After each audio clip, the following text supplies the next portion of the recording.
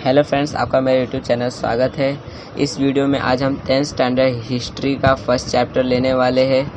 तो अगर आप हमारे चैनल पर नए हैं तो हमारे चैनल को सब्सक्राइब कीजिए और बेल आइकन को दबाना ना भूलें हमारे लेटेस्ट और इसके आगे वाले वीडियो देखने के लिए। और अगर वीडियो अच्छा लगे तो इसे लाइक करें। तो थर्ड नोटेबल स्कॉलर है जियोर्ग विलियम फ्रीडरिश हेजल। ये थर्ड हमारा स्कॉलर है। Hazel was a German philosopher. Hazel जो है स्कॉलर, वो एक जर्मन फिलोसोफर है। ही इंसिस्टेड मतलब जोर देना। He insisted that the historical reality should be present in a logical manner. इन्होंने जोर दिया था कि जो हिस्टोरिकल रियलिटी है, सच्चाई है, वो उसे हमें एक लॉजिकल मैनर में प्रेजेंट करना चाहिए, दिखाना चाहिए एक लॉजिकल मैनर में। वो उन्होंने बताया था। To him the time line of historical event was indicative of progress. उनके हिसाब से जो टाइम लाइन था हिस्टोरिकल इवेंट का, वो उन्हें जो प्रोग्रेस है वो उन्हें बताता था। इंडिकेटिव मतलब सूचक, मतलब सूचना देने वाला, बताने वाला। चलिए अब सेकंड पॉइंट, मैंने आपको थोड़े इम्पोर्टेंट पॉइंट दिए जो एकदम इम्पोर्टेंट है। वही सब मैंने दिए, ज़्यादा बड़ा हो जाएगा ना वीडियो, इसलिए मैंने सिर्फ इम्पोर्टेंट वाले पॉइंट आपको बताए हैं जो आपको एकदम अच्छे से पूरा समझ आ जाएगा। आगे पॉइंट है, the collection of his lecture and article is published in a book. जो इनके लेक्चर और आर्टिकल के कलेक्शन थे वो उन्होंने पब्लिश किए थे अपने बुक के अंदर। उसका नाम है entitled encyclopedia of philosophical science. Book का नाम है encyclopedia of philosophical science. His book, एक और उन्होंने बुक लिखा था, reason in history is well known मतलब होता है फेमस, एकदम बहुत ज़्यादा फेमस। इज़ वेल नोन मतलब ये जो उनका दूसरा बुक है रीज़न इन हिस्ट्री, वो वेल नोन था, मतलब एकदम फेमस था। उनका हेजल जो है, उनका एक ना थियोरी था डायलेक्टिक्स का, वो भी बहुत ज़्यादा इंपॉर्टेंट है, पेपर में आ सकता है, इसलिए वो भी मैं इस वीडियो में आपको बताने वाला हूँ। तो वीडियो को पूरा देखिएगा ज़रूर। तो हम अब हेजल का डायलेक्टिक्स का देखते हैं, उनका थिंक क्या है डायलेक्टिक्स में, वो देखते हैं। तो स्टार्ट करते हैं उसका। तो मैंने यहाँ लिखा है, अकॉर्डिंग टू हेजल की माने, grasping the meaning of any event happen in term of to direct opposite. Grasping का मतलब होता है अंडरस्टैंडिंग। ग्रास्पिंग का मतलब होता है understanding. Grasping the meaning of any event मतलब जो अंडरस्टैंडिंग है उसका मतलब है कोई भी इवेंट हुआ है, हैपन हुआ है, वो सब दो टर्म में होने चाहिए, मतलब दो डायरेक्ट अपोजिट में होने चाहिए, या तो सही या तो गलत होने चाहिए जो भी इवेंट है। जब तक human mind can not understand the true nature of that event, मतलब जो इंसान का दिमाग है वो उसका ट्रू नेचर को पहचान नहीं सकता जब तक उसके विदाउट अंडरस्टैंडिंग द अपोजिट, बिना उसके अपोजिट को जाने हुए वो उसका ट्रू नेचर नहीं जान सकता कि वो सही है या गलत।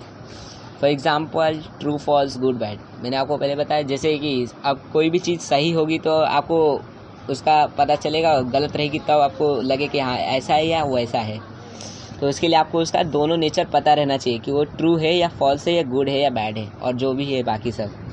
इन order to understand the true nature of a thing one need to know both true and false, similarly good and bad. अगर आपको जानना है कि उसका ट्रू नेचर क्या है तो आपको एक चीज़ की ज़रूरत रहेगी कि आपको उसके ट्रू और फॉल्स को दोनों को जानने की बहुत ज़्यादा ज़रूरत है। उसके बिना आप उसके ट्रू नेचर को पहचान नहीं सकते कि वो क्या है। साथ ही साथ गुड बैड भी, मतलब ट्रू फॉल्स नहीं रहा तो गुड बैड आपको जानना पड़ेगा। वो दोनों में से आपको बिना जाने आप पता नहीं कर सकते उसका ट्रू नेचर। और ये जो मेथड है, दिस मेथड ऑफ एनालिसिस, ये जो मेथड है एनालिसिस का, वो पूरा का पूरा बेस है which is based on opposites. वो पूरा बेस है अपोजिट्स के ऊपर बेस है, इज़ नोन एज डायलेक्टिक्स, और उसी मेथड को नाम दिया गया है डायलेक्टिक्स। तो अगर हम इस डायलेक्टिक्स का सिंपल मीनिंग देखें तो सिंपल मीनिंग ये है कि हम कोई भी इवेंट है जो हुआ है उसको हम तब तक समझ नहीं सकते जब तक हम लोग उसके अपोजिट्स को ना जान ले।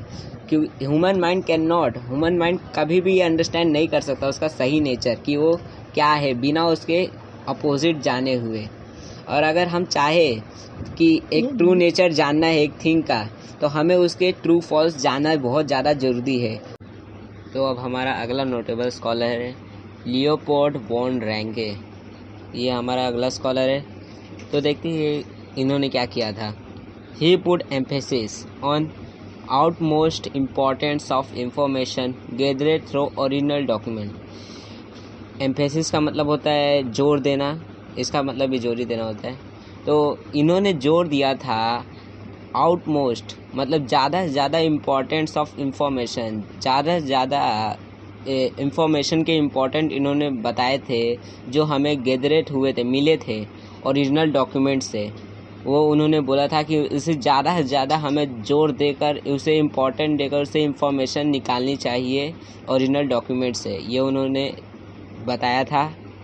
He also stated that all type of document, इन्होंने ये एक स्टेटमेंट दिया था कि जितने भी टाइप के डॉक्यूमेंट है associated with a historical event need to be examined with greatest care. इन्होंने एक स्टेटमेंट दिया था कि जितने भी टाइप के हिस्टोरिकल डॉक्यूमेंट है जो हमें मिले हिस्टोरिकल इवेंट से, नीड मतलब ज़रूरत है to examine with greatest care, हमें उन्हें एग्जामिन करना चाहिए, मतलब उनके बारे में इंफॉर्मेशन निकालना चाहिए ग्रेटेस्ट केयर के साथ उसको। ही बिलीवेड दैट, उनका एक बिलीव था that with this method it was possible to reach the historical truth. आगे है collection of his article is published in 2 book. इनके जो भी कलेक्शन आर्टिकल्स के और आर्टिकल्स के वो उन्होंने पब्लिश किए थे 2 बुक में। नाम इधर लिखा है एंटाइटलेड। पहला बुक का नाम है the theory and practice of history. पहला बुक का नाम है the theory and practice of history, ये याद रखिए नाम, क्योंकि हो सकता है क्वेश्चन आए। And the secret of world history, और दूसरा इनका बुक का नाम है the secret of world history. अब ये किताबों का नाम याद रखे, हो सकता है आपके पेपर में आ सके। तो ये 2 बुक में इन्होंने अपने आर्टिकल्स पब्लिश किए थे, जो नाम है the theory and practice of history and secret of world history. तो ये इनका पहला था। ये इन्होंने अपने दोनों बुकों में अपने आर्टिकल्स लिखे थे। तो ये लियोपोल्ड रैंके का है। इसका सिंपल मीनिंग देखें तो जो लियोपोल्ड रैंके वो दबाव दे रहे थे कि हमें जितने भी इंफॉर्मेशन है उसके इम्पोर्टेंट निकाल कर जितने से ज़्यादा हो सके उसके बारे में, हिस्टोरिकल डॉक्यूमेंट के बारे में इंफॉर्मेशन निकाले ओरिजिनल डॉक्यूमेंट से। और उन्होंने ये भी कहा था कि जितने भी टाइप के डॉक्यूमेंट है जो हमें मिले हिस्टोरिकल इवेंट से, ज़रूरत है to examine with greatest care, ये उनका दूसरा पॉइंट है।